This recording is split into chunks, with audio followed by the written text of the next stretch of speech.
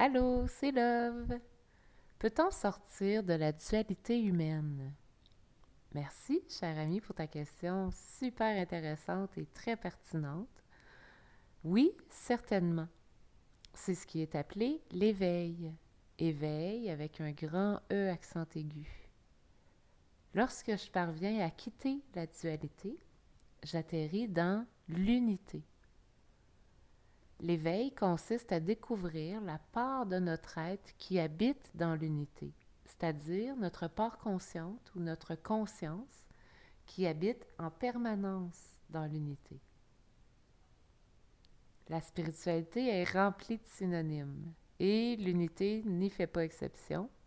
On peut aussi l'appeler Dieu, la conscience universelle, la source, le tout, le un, l'univers, et j'en passe. L'éveil, ça consiste donc à découvrir mon appartenance à Dieu ou mon appartenance à l'univers. La dualité humaine, elle est créée lorsqu'on regarde davantage un des deux opposés d'un couple d'opposés. Par exemple, chaud-froid. Si je sors à l'extérieur puis qu'il fait chaud, je vais le ressentir, ça va être écrasant. Puis là, il fait chaud. Puis si il fait froid, je sors dehors, puis il fait froid. Mais est-ce que tu as déjà entendu quelqu'un dire ah, il fait tiède aujourd'hui? Si les deux opposés, chaud-froid, sont à 50-50, c'est-à-dire que je ne porte pas mon attention sur l'un plus que sur l'autre, dans ce cas-là, c'est comme si ça disparaît. Je n'y porte plus attention. C'est comme si mes sens me renvoient plus vraiment d'informations à ce sujet-là. Si je m'interroge, oui, je vais avoir une réponse. Si je te demande, quelle température il fait, mais tu ne me diras pas, il fait tiède, probablement que tu vas me dire, il fait ni chaud ni froid. Parce que on a l'habitude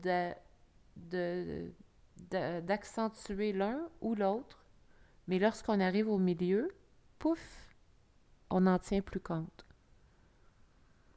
Parmi les couples d'opposés, il y a petit, grand, haut, bas. Euh, et il y a aussi bon, mauvais, gentil, méchant. Il y a aussi paix, guerre. Donc, chaque concept de la vie humaine a son opposé. Il y a une exception dont je vais te parler tantôt. Mais sinon, tous les concepts ont tous des opposés. Et lors de la réunion des deux, donc réunion, c'est-à-dire réunis, unité, hein? Donc, je ramène les deux 50-50 et je me retrouve où? Au milieu, sur le chemin du milieu, sur la voie du milieu dont parlent les bouddhistes lorsqu'ils parlent d'éveil, en fait. Donc, pour sortir de la dualité humaine, je dois ramener les deux opposés à 50-50 au milieu pour qu'ils disparaissent de mon attention. Et alors, chaque opposé étant uni, je me retrouve dans l'unité. Lorsque mon attention est entièrement portée vers la conscience, la dualité humaine disparaît. La dualité ne disparaît pas vraiment, mais elle disparaît de notre attention. Tout est question d'attention. Tu peux diriger tes sens là où tu le souhaites. Tes sens sont synonymes de ton attention. Par exemple, je mets une brassée de linge dans la laveuse, puis je m'assois devant un bon film à la télé.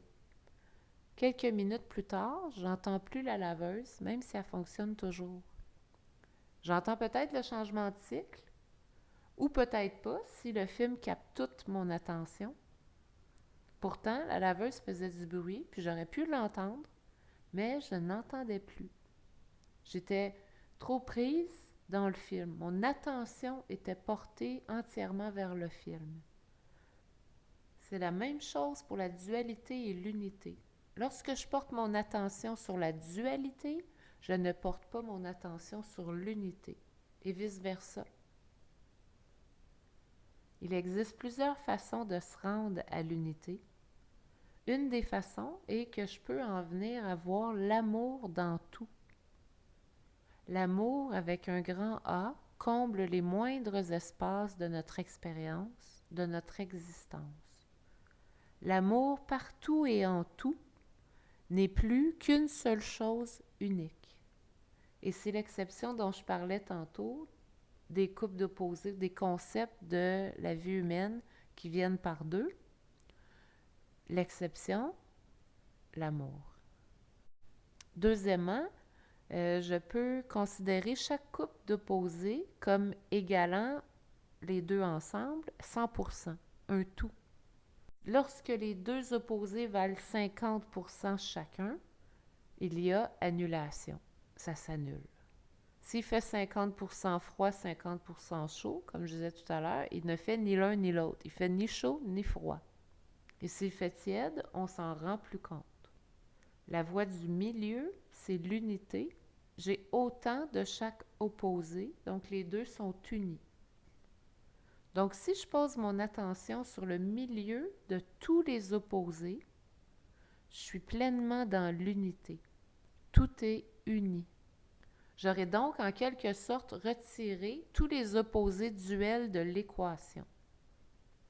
Une troisième façon serait de quitter l'ego, d'abandonner l'ego pour emprunter l'angle de vue de la conscience, le point de vue de la conscience. Regarder la vie à partir de la conscience. N'hésite pas à réécouter du début parce qu'il y a beaucoup de renseignements qui sont vrais et vérifiables, mais qui sont aussi d'un niveau assez avancé. J'ai répondu à la question le plus simplement possible, mais la question elle-même est une prise de vue immensément complexe. L'entrée par cette porte est possible, mais est très rare selon moi. Puis je viens de remarquer que je parle d'entrer dans l'unité et non de sortir de la dualité. Ça veut dire la même chose en fin de compte, mais encore une fois, l'angle de vue est différent.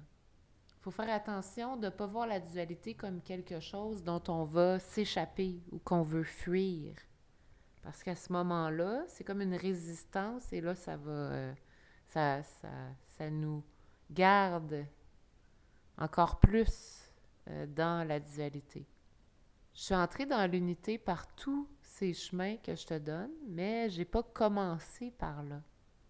C'est un peu comme d'essayer de monter une montagne la première fois par le sentier des experts, au lieu de commencer par un sentier pour débutants. On atteint le sommet plus rapidement et plus directement par le chemin des experts, mais le chemin pour débutants, il offre une pente beaucoup plus douce.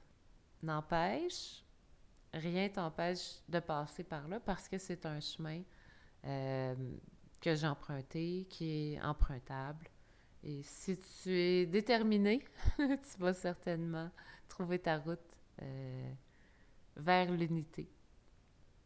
Alors, si tu as des questions, n'hésite pas à les partager. Ça va me faire plaisir d'y répondre. Et on se retrouve demain.